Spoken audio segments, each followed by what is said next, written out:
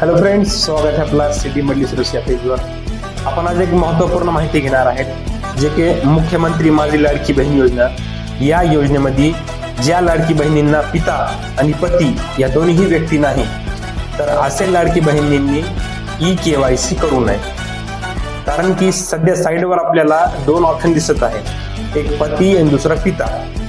तर सध्या ई-KYC करू नये.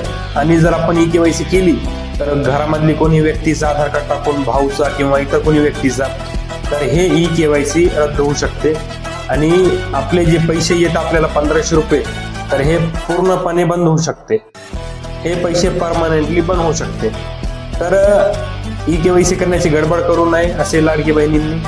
आणि शासन याच्यामध्ये दखल घेणार आहेत आणि लवकरात लवकर याच्यामध्ये अपडेट येणार आहेत. आणि आमचा हे व्हिडिओ प्रत्येक गरजू महिलापर्यंत पोहोचवा, कारण की अशी गडबड कोणी करू नये.